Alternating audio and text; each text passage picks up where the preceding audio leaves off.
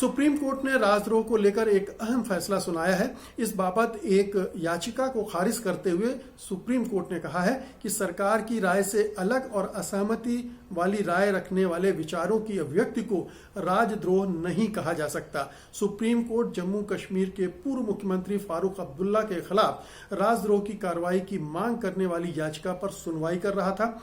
याचिकाकर्ता के मुताबिक फारूक अब्दुल्ला ने लाइव बयान दिया कि अनुच्छेद 370 को बहाल करने के लिए वो चीन की भी मदद लेंगे, जो स्पष्ट रूप से राजद्रोह है।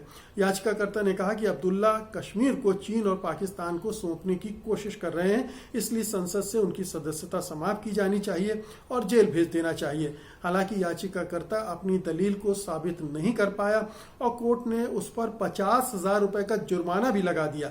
याचिकाकर्ता ने दलील दी कि उसने बीजेपी के प्रवक्ता संबित पात्रा के उस बयान पर भरोसा किया था जिसमें पात्रा ने कहा था कि अब्दुल्ला जम्मू और कश्मीर को चीन में शामिल करने के लिए अनुच्छेद 370 की बहाली चाहते हैं। तो दो चीजें हैं, एक तो फारूक अब्दुल्ला धारा 370 को हटाए जाने के पूरी तरह से खिलाफ हैं, वहां की तमाम पार्टियां खिलाफ हैं। केवल बीजेपी को छोड़ दें तो नेशनल कॉन्फ्रेंस, कांग्रेस और पीडीएफ तीनों पार्टियां इसके मुखालफत करते हैं और वो इस धारा की बहाली चाहते हैं, क्योंकि जिस अंदाज में इसको हटाया गया है वो एक तरह से जम्मू कश्मीर के लोगों के साथ धोखेबाजी है, धोखाधड़ी है और उनकी राय नहीं ली गई, उनसे किसी तरह का विचार विमर्श नहीं किया गया। तो ये एक गलत काम इस सरकार ने किया है और उसका वो विरोध कर रहे थे और उसकी बहाली की मांग करना कतई राजद्रोह के उसमें नहीं आता है। और फारूक अब्दुल्ला ने अगर किसी संदर्भ में ये कहा था कि चीन अगर दबाव बना रहा है तो उसमें क्या बुरा है,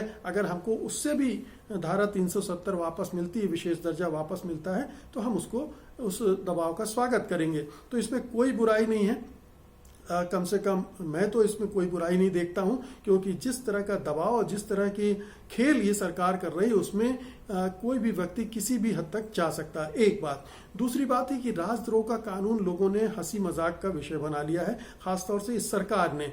पिछले 2-3 सालों में कई गुना बढ़ोतरी हुई है राजद्रोह के केसेस में। जिस तिस पर राजद्रोह का केस लगा दिया जाता है, जबकि सुप्रीम कोर्ट बहुत ही स्पष्ट रूप से कह चुका है कि जब तक किसी तरह की कोई हिंसक गतिविधि में कोई शामिल नहीं होता है तब तक बयान के आधार पर किसी को राजद्रोही नहीं कहा जा सकता है।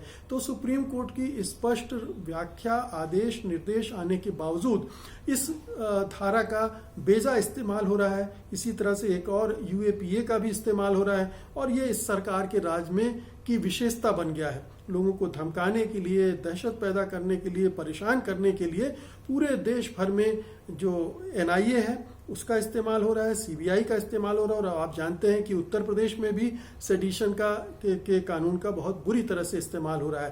तो राजद्रोह का जिस पैमाने पर असर हो रहा है वो एक तरह का स्टेट टेररिज्म का रूप ले लिया, उसने राज्य प्रेरित आतंकवाद का रूप ले लिया है। और ये अच्छी बात है कि सुप्रीम कोर्ट ने ये स्पष्ट एक बार फिर से कहा है कि आपकी राय से, सरकार की राय से मतभेद रखना, उसकी नीतियों की मुखालफत करना राजद्रोह नहीं है। उम्मीद करना चाहिए कि सरकारें के भेजे में ये बात घुसेगी और उस पूरे सरकारी तंत्र में भी जो बात बात पर छोटी मोटी चीज़ों के लिए भी राजद्रोह के मुकदमे थोपता जा रहा है। सीए के आंदोलनकारियों के खिलाफ थोपे गए हैं, दिल्ली दंगों में ज़बरदस्ती जो फंसाए गए उन पर भी लगा दिए गए हैं। तो ये एक मनमाना इस्तेमाल है और इसे रुकना चाहिए। सत्य हिंदी का ऐप डाउनलोड करें गूगल प्ले स्टोर पर।